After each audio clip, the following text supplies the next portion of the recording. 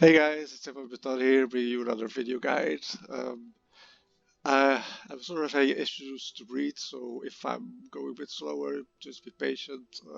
I'll get through it, and I'll do it as swiftly as I can.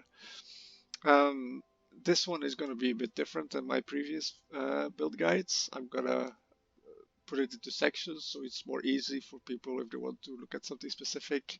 I'm gonna first do the skill gems, then I'm gonna go to the passive tree, and then I'm gonna go to the gear. It's not always going to be that separate because, well, my gear changes depending on my passive tree, and my passive tree changes depending on my gear. So, but I'll try to keep them a bit separate so it's easier for people to, go through it again if they want to look at something specific. Um, I'll also be showing some gameplay, some footage while I'm talking, so you guys have something to look at and don't just have to look at my character standing there with his three little dwarves beside him. So I'll be showing that as well. Okay, so let's get started with the gems. So basically, this is an Earthshatter character. Earthshatter is a new skill. I decided to try it as my league starter. I was a bit worried because it's a level 18 gem, which usually means it's a subpar skill or a leveling skill. But I tried it anyway, and it just melts stuff. It's also really cool because with the new Fists of War support gem, where is it? This one. If you slam the ground, like every 2 seconds, you can see this big red dude helping me slam and make a lot of noise actually. It's really cool.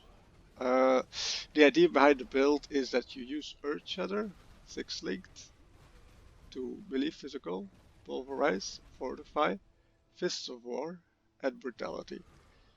What you do then is you use that and you slam the ground and you will see spikes appear.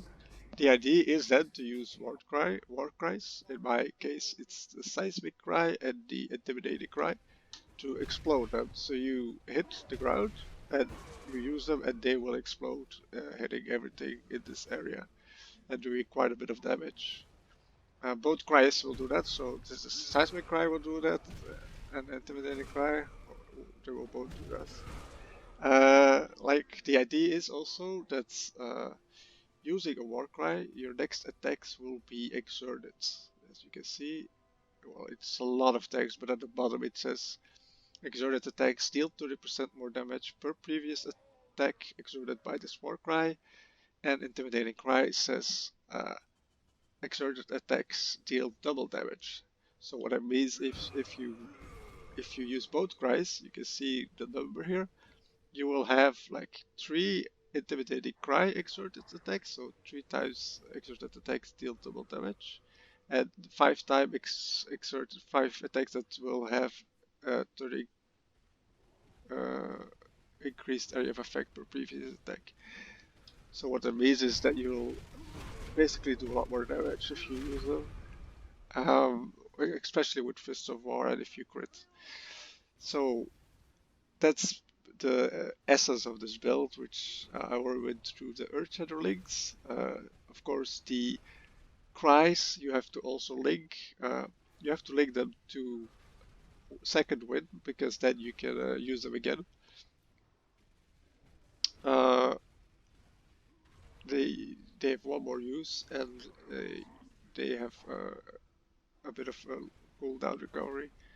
So you can actually, as you can see, if you want to, you can use 4 in a row, but yeah, like you don't need to. Um, the second wind is then linked to blood magic because you will have otherwise will have issues sustaining. You could also go like as you see on this gear you have at the bottom, non-channeling skills have -9 to mana cost. You could also just put that on every bit of jewelry instead of getting blood magic, but I think this is the best way to sustain your mana. Um, you will need some mana, so mana leech somewhere. I have it on my ring. Um, so that's the basic setup. You can then decide if you want to use leaf slam somewhere on your gear, you can use that. But I think it's really easy to use dash because it also gets boosted by second wind. It also, you can put it in a 5 link, so it also has blood magic, and you don't need to take this node, combat control. You can. It's also something you can put on your belts, combat control. War cries cannot exert travel skills. If you take leap slide, you kind of need to take this, but that's not the case with dash. So I think dash is a lot better here. Um, so those are the two basic setups: this 5 link and this 6 link. If you have less links, I would probably drop dash and put it somewhere else. Like if you got like just put a 4 link and then go with like maybe even like a 4 link here, and then put dash linked with second wind here or something. So you have a 4 link and a 2 link. That also works. I just have a portal gem here because I'm doing SSF mostly, and I constantly run out of portal scrolls. As for Earthshatter, I think the 1 link you can drop if you only have a 5 link is really physical. If you only have a 4 link, I would, that's a difficult one, but I would probably drop either Pulverize or Fists of War. So your most important link is probably Earthshatter, Fortify, Brutality, and then either Fists of War or Pulverize, whichever you want as your fort.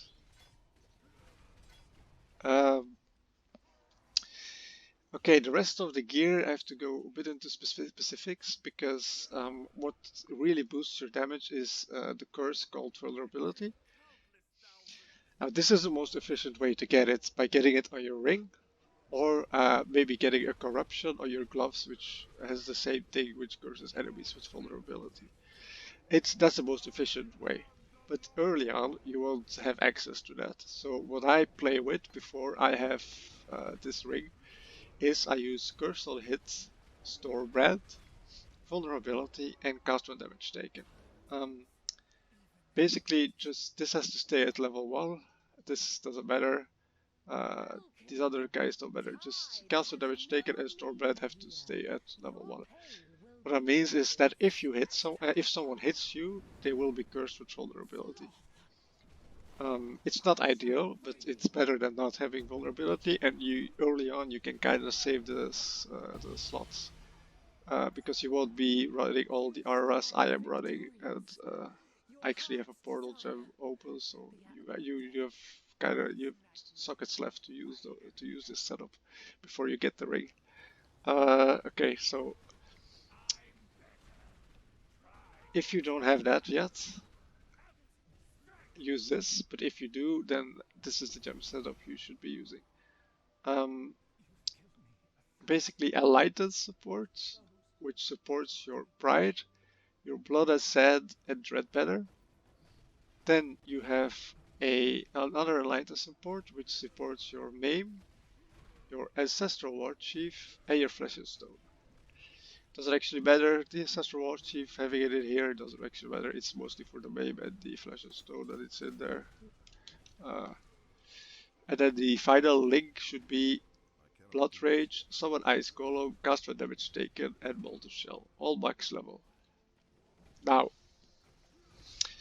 you don't have to actually link. You don't actually have to link the Blood Rage to cast when damage taken. The only reason I do it is because I always forget to put on Blood Rage, so I like to just have it like done automatically. And I get hit enough if I do it in the game that it's usually up, so that's why I like this setup. There's one more thing about these gems, is that you can't really take, where is it, Blood as Sad early, because it takes up a lot of your mana. Like you can see, I'm actually at 65 mana, and I have minus 9 total mana cost, which is a rare craft. So it's not that easy to get. So early on, you just basically, where is it? You don't have to. You might not even have an enlightened, so you only have 21 mana, which is unplayable. So early on, you just drop the blood as sad, and you have I have 95 mana to work with if I drop even the Enlighten and the Blood Ascent. So the Blood Ascent is really just end game. You really don't have to take it early on. It's just like the final thing to put in. It's like I just did it myself. It's like the final thing to put in there. I just did it myself because I have an Enlighten tree. I have the minus total to mana cost. And I have the Tireless, which reduces my mana cost of skills. Okay, so that's basically the gems concluded. Let me move over to the passive tree, which has changed quite a bit since my last video. Why? Because I actually went with staffs this time around. I switched from my maul to a staff, also an X, but that's not actually mine. It's my friend's. He just gave it to me. The staff is about as good as the maul. The reason I switched is because it's just tankier, and if you have great gear, which I do, and if you're high level, which I am, I think it's better because you have more survivability and you have more damage. I think early on it's a lot easier to get damage out of a mace. So early on it's better to go mace like I did, and then later on you can switch to staff. It's also a lot easier to craft a mace than it is to craft a staff, even a war staff. As you can see at the top it says war staff, because a war staff can roll a lot of modifiers which are completely useless to your build, whereas a maul mostly just rolls physical modifiers. There are the occasional, of course, fire modifiers, for example, but those are easy to get rid of with seed crafts. Wow. Whereas a judgment staff, it's a bit more difficult. You want a judgment staff though, because with Juggernaut you are very tanky against physical damage, but spell damage kinda fucks you over, and this one blocks spell damage. So you don't want one blocking attack damage because you can tank attacks as much as you want. But you can't really block spells, so having a spell block is amazing. I will be providing my Mace setup, my POB I had going for my Mace, as well as providing my current POB. The videos I will be showing will both be with the Mace and the staff. The damage with Mace is higher a bit, so if you see me melt something, it's probably with the Mace. Even though the damage with the staff is very good as well, especially if you're critting, which happens quite a bit because I mean, without Flasks, I have, where is it? 45% critical strike chance, and I get power charges, so it's way higher. And with the Diamond Flask, well, it should go up. Oh yeah, it's lucky. Yeah, it doesn't work that way. Okay, so let me quickly go over this. Some of the main choices I made. I'm not gonna go over every single choice, but I went through a lot of different setups for this, and this is what I finally landed on. Basically, let me start by saying a cluster jewel is really difficult to fit into this build, because you need life nodes, you need damage nodes, you need crit nodes, you need warcry nodes, you need all these staff nodes, you need all these staff nodes, you need casting blows, and you need these. Preferably, you need these as well. I mean, you don't need them per se. You don't need tireless per se, but if you don't have it, then you have a lot less mana than well, not a lot, but you have a bit less mana than me. And it might happen that you run out of mana if you miss once or twice. And it's kind of a pain to run out of mana on this build because it puts you in a vulnerable position. So I prefer to run Tireless here because it gives me more mana in combination with the non-shelling skills have -2 total mana cost, and the 2 Enlightens on my RS, it means that I don't really have any mana issues. If you drop any of those, you will run into mana issues. But the good news is that if you don't want to take these, and if you don't want to do this craft, and if you don't want to use Enlightens, you can just simply, like I said before, drop not Flesh and Stone, but Blood and Sand, and you don't have to take these. Yeah, but that's basically the reason why I can't take a Crystal Jewel. There's just so much to get, as you can see. Everywhere I land on the big nodes, I've just about reached them. There's really very little space to work with here. I'm level 97. If you're a lower level, I would advise just removing these. Like, get rid of Golem's Blood, get rid of this socket, and pick up this socket and put a gem in here. A jewel, sorry. Put a jewel in here. That will save you a bit of passive points. If you want to save more passive points, you can drop some things. You can drop Butchery. Probably is a good idea to drop. Oh, what else? I think that's probably. I think if you want to drop something, you drop Golem's Blood and this entire line. You take this jewel socket, and you drop Butchery. That's basically the best thing to drop, I think. Yes, and of course, if you drop the Enlightened and you drop the Blood Ascent, you can drop these. You can drop Tireless as well. You'll have less life, of course, but you can take a bit up here. So this is kind of optional depending on your setup. This is kind of optional depending on your setup. This is kind of optional depending on your setup. So basically, depending on your level and where you are at with gear, just like remove those at liberty, you know. Like if I need more resist or if I need more armor, I will refund these and I will put them here or like here for a bit more resist. You know, it's it's important to just adapt your build constantly to what you're doing. This is just the final product what you should be aiming for. What else? What are some more important choices I made? Natural Authority. I see a lot of people taking this. I don't like it.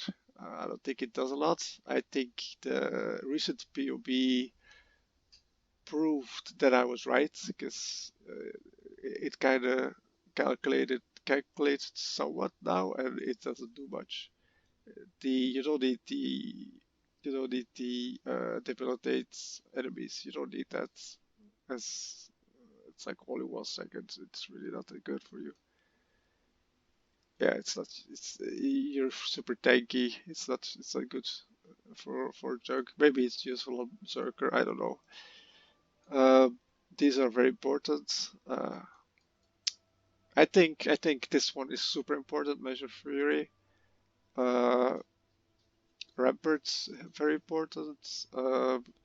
Escalation. I think it's better to go up than it is to go down. So for some reason these don't scale all that well with they don't give all that much damage. And then the most important notes if you're going staves of staffs, I don't actually know, I'm not English, is classic blows and then steelwood stance. And then this line is full of amazing notes for staff. Whirling Barrier, Counterweight, and Smashing Strikes. Smashing Strikes helps you keep up your endurance charges because you will be blocking a lot and you might actually be losing them. And Whirling Barrier helps you keep up your power charges. So that's the amazing part of the build. And I would anoint Ophidian Aim. It's a super strong node. It doesn't cost all that much, as you can see. It only costs gray, I think, what is that, teal, and crimson, I think. It's pretty cheap. That's basically the passive tree. I will provide the POV so you will get edit at your own leisure. I will be moving on to the gear. So the gear. Basically, let's start with the weapon. You want high physical damage. That's your primary objective. Because, well, the build scales very well with flat damage. The way they also changed the scaling of two-handed and flat damage is amazing now. As it has always been, but it really scales well with this build. That's your priority. Your second priority is, of course, increased attack speed with something and quality on it. What you can also have is a good natural attack speed roll. Like if you happen to have something good which also has like 20 or 25 attack speeds, that's amazing. But in that case, I would like advise you to craft the crit chance with 17% or 18% to quality. So make sure you get that quality because it does a lot for your damage. And you can also increase the quality of your weapon to 28 or 30.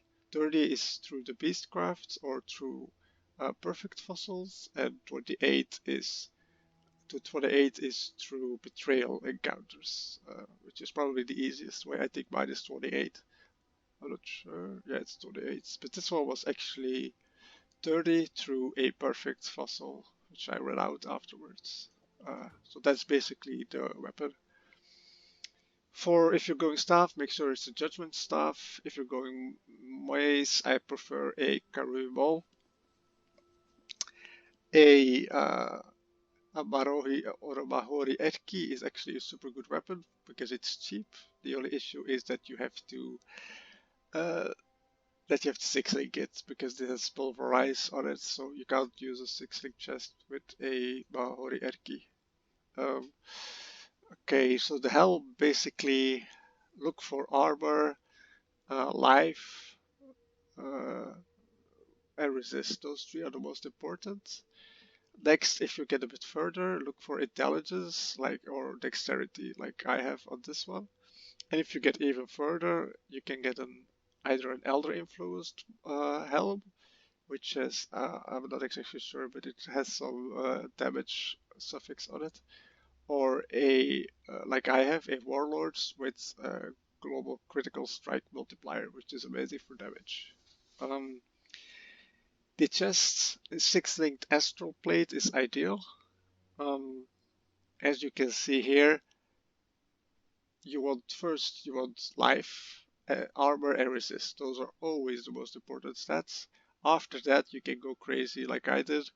The first thing I got was an Elder Astral Plate to make sure I had attacks have critical strike chance on it.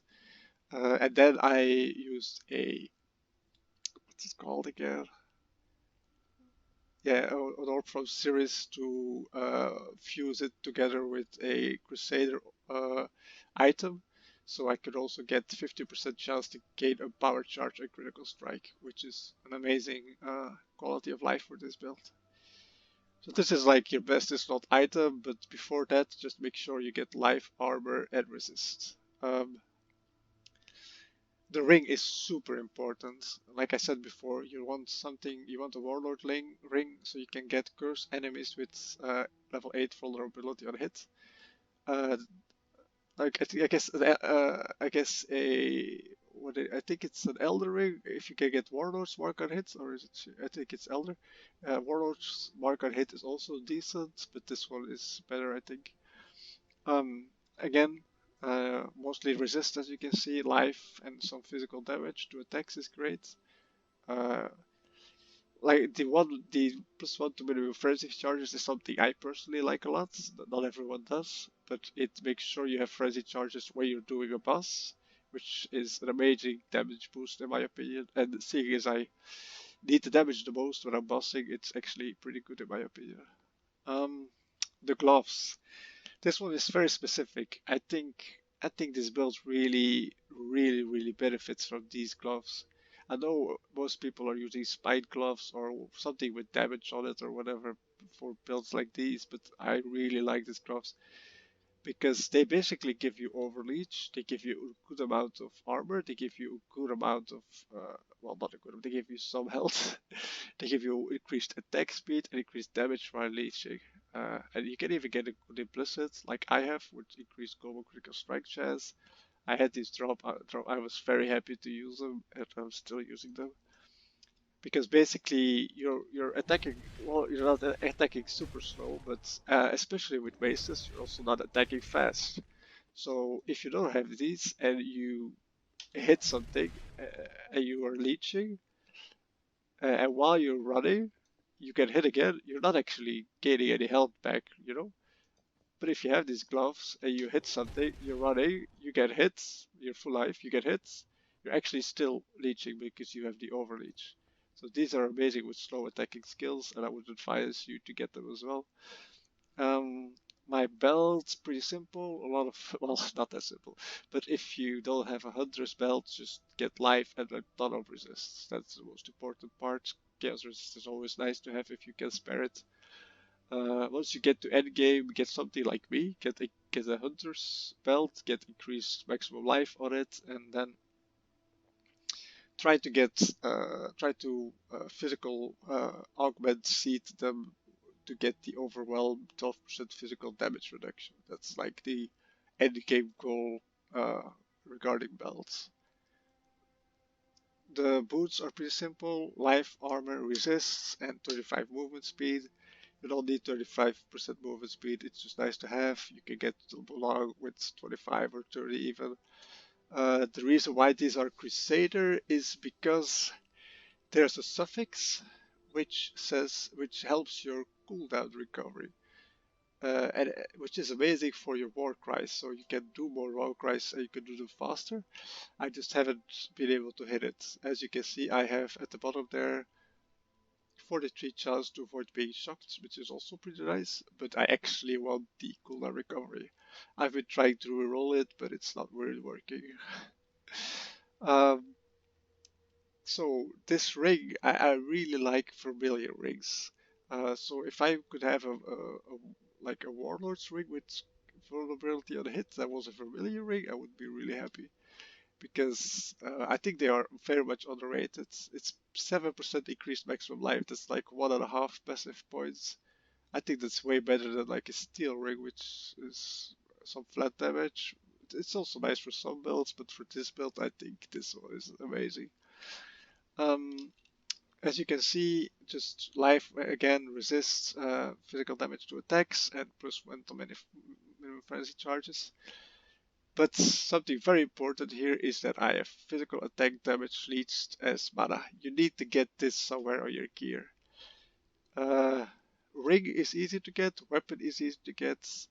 If you don't have a ring like this, just basically uh, put in a jewel which has a mana leech and some life. And you're good to go. You just need some mana leech. That's all.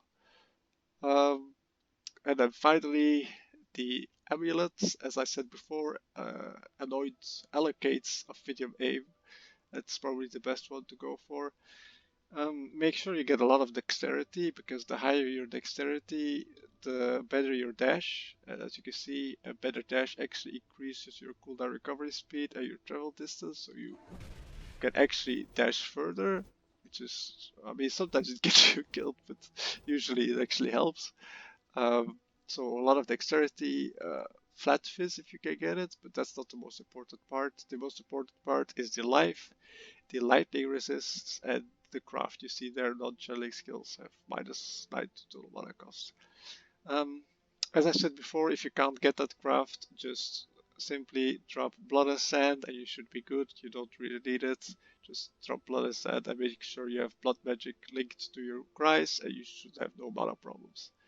The global critical strike multiplier is also nice. Preferably you want one that's higher. But other than that, this is pretty much also best to slot. That's basically it regarding the gear. Flasks, just a good life flask, immunity to bleeding, maybe burning, but bleeding is probably better. A good time with Flasks. I think I don't really like this one. It's my friend gave it to me. I think I want one that removes burning. Good Lion's Roar. Uh, then you can run whatever. I like to run 2 Quicksilver Flasks of Warning because if I'm mapping, I just spam the hell out of it. You can run something more defensive or more offensive, uh, like if you have the currency to get it, you can run what's it called? The crit flask. I forgot its name, the yellow one. And forgot. Oh, let's see.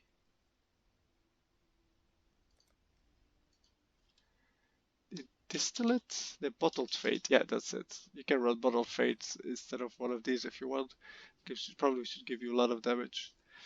You can also run if you get it like a good, like you see, I have pretty decent tools, but if you can get a good Watcher's Eye, that's probably better. Like I said, I'm in a private league. I can't really get a Watcher's Eye. Okay, that's about it. Well, the last thing I wanted to quickly go over because the realm is about to go down is the Pantheon. Uh, Soul of Lunaris, Soul of Solaris, Soul of Arcali are all really good. I think Soul of Solaris is the best one because of the take no extra damage for critical strikes if you've taken a critical strike recently. I think this one is by far the best one for this build. And Soul of Aberrant because your one weakness is actually Ignite because it ruins your regen and your leech. So these two are probably the best. And for bandits, take 2 passive points. That's about it. I will probably maybe include a leveling tree. I'm not sure if there's demand for it. Leave the demand in the comments, and I might uh, add one. But other than that, I think it's pretty self-explanatory. Just move towards the biggest node first, and the ones I talked about, and that's about it. You'll see from the gameplay that it absolutely destroys endgames. So I hope someone gets excited to try this and actually tries it out. See you guys later. Bye.